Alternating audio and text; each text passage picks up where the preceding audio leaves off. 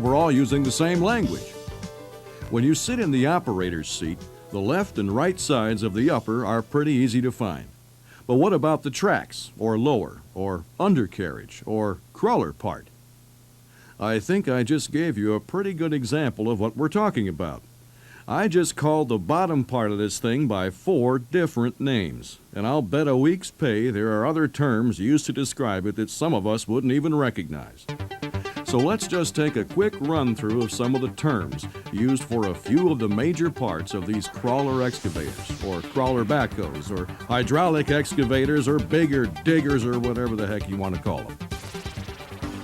The drive sprocket end of the undercarriage is referred to as the rear of the undercarriage by all manufacturers that I've come across.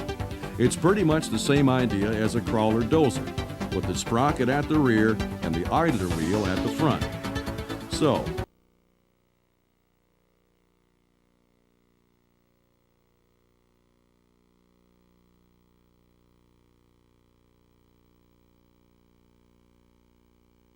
people I know refer to the top part of these as the upper, but I've heard them called the house, or the rotating part, or even the superstructure or super. I like to call it the upper. I've heard the bucket called the crowd or the tool. That makes sense because there's a bunch of different things you can hang on here, and they're all tools of some sort. So the hydraulic cylinder that normally operates the bucket, I call the tool cylinder. That way it's the same thing if it's working a bucket or any of the other attachments you can hang on here. I've heard this piece called the dipper, or the stick, or the tool boom. You may even know some more names for it. If you think this is confusing, wait until you get one of those European jobs that have 2 booms. For the purpose of this program, I'm going to call this the stick. Fortunately, everybody I know refers to this part as the boom.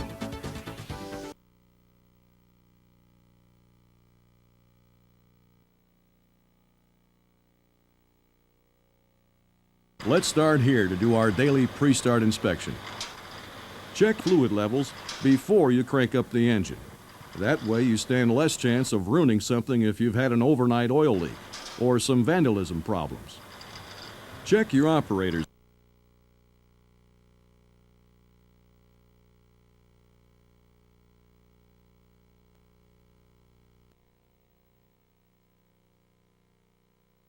Oil spots on the ground where you had the machine parked are a clue that you've got a potential problem. Of course, if you're standing in a puddle of oil, you should look a little further.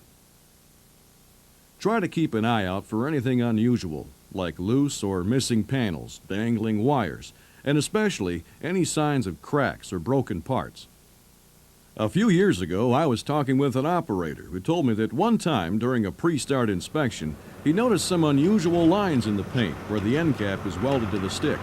He got to scraping at it with his pocket knife and discovered some hairline cracks in the metal around the end cap weld. It turned out the paint cracks were stress signs, so he had the weld ground out and re-welded before some kind of disaster happened.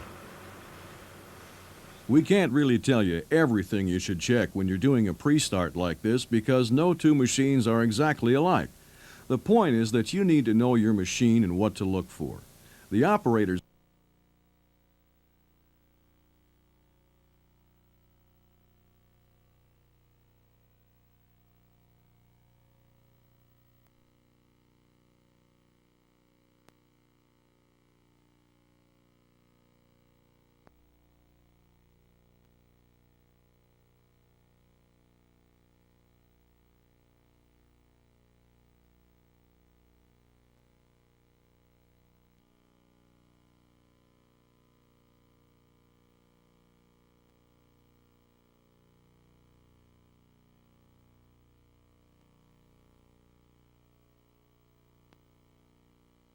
You can take all the skin off your shin on the edge of these track pads, or how long it takes to grow back again.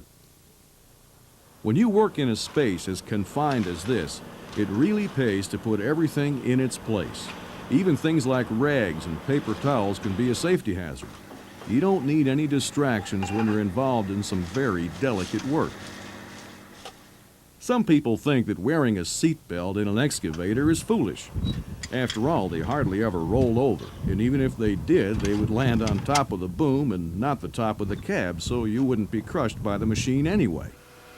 If the machine suddenly tips forward and you don't have your seatbelt fastened, it could shoot you through the front window like a rocket. Most guys don't mind leaving work a little early every now and then, but that sure isn't the way they like to do it. Another sometimes overlooked safety consideration is the fore and aft seat adjustment. If the seat is either too far back or forward, it can cause problems with fine-tuning your control of the machine. The problem gets worse as the day wears on, because muscles that you've had to hold in awkward positions for a long time start to tire, and you lose your ability to feather the controls the way you should. Always be careful about making sure the windows and doors are securely locked into position. I heard about a guy who had a window that wasn't properly locked into place. It fell down when he was unloading some concrete pipe. When it dropped, it startled him, and he bumped the boom lever, and the pipe dropped about 6 feet back onto the truck bed. It smashed the pipe, damaged the truck bed, and broke a spring on the truck. He never forgot to check those door and window locks again. Another strange thing I heard about was when an operator cranked the machine up one morning with one of the track drive pedals stuck in the forward position. As soon as the engine started, the machine began to pivot around. Fortunately, nobody was standing nearby, but they learned real quick to make sure everything is in the neutral position before touching the starter. Excavators get more complex every year. This one has 7 warning lights, 2 direct reading gauges, 9 or 10 separate switches, 2 levers that control at least 8 directional functions, and 3 pedals with 2 directions for each one. And that's just for this machine. It seems there are no set standards, so every time you get on a different machine, study the operator's manual before you crank it up. Also make sure nobody is anywhere around the machine. Then work with the controls for a while until you feel comfortable with them. One time I heard about a guy out of the local hall that got called out on a machine that he'd never operated before. He didn't bother to read the operator's manual before he put it to work, and he made a little error that broke a guy's arm. It cost him his job, and he felt guilty for a long time afterwards for having hurt somebody. In addition to making sure all the controls work okay, also check out all the instruments and warning devices like the horn, the backup alarm, and the park and swing brakes. Experience says that when push comes to shove, the one guy responsible for the safe operation of this machine is the guy in the seat with his hands on the controls. The foreman or job superintendent may have overall responsibility for the job, but the safe operation of this machine is the operator's responsibility. Before we actually